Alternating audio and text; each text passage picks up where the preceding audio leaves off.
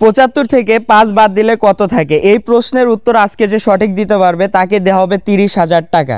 আপনি কি পারবেন? হ্যাঁ পারবো। আপনার নাম? সোনালী। সোনালী, আমার প্রশ্নটা মনোযোগ দিয়ে শুনবেন। ৭৫ থেকে ৫ বাদ দিলে কত থাকে? এই প্রশ্নের উত্তর যদি আপনি সঠিক দিতে পারেন তাহলে আপনি পেয়ে যাবেন ৩০,০০০ টাকা। আপনি কি বুঝতে পেরেছেন? হ্যাঁ।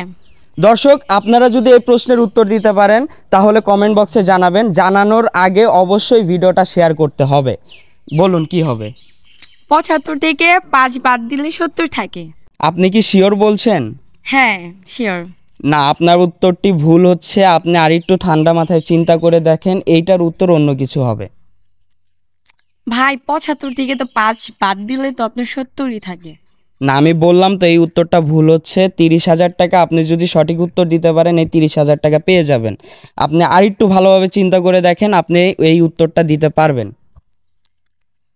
৫ বাদ দিয়ে দিলে ভাই ৭৫ টাকা থেকে ৫ বাদ দিলে ৭০ থাকে। না, আপনি পারতেছেন না। যাই হোক, আমি আপনাকে আর ৩ সেকেন্ড সময় দিতে পারবো। আচ্ছা ভাই শুনেন, এটা কি টাকার অ্যামাউন্ট ধরবো না সংখ্যার অ্যামাউন্ট ধরবো?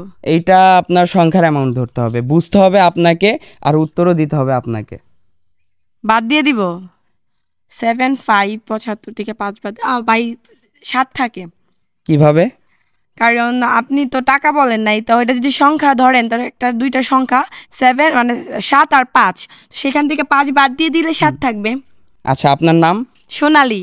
দর্শক, সোনালী একদম সঠিক উত্তর দিয়েছে। ৭৫ থেকে ৫ বাদ দিলে ৭ থাকে। তো সোনালী জিতে গেল ৩০,০০০ টাকা। আমি সোনালীর হাতে টাকাটা উঠিয়ে দিচ্ছি। কেমন লাগছে? অনেক খুশি লাগতেছে ভাই।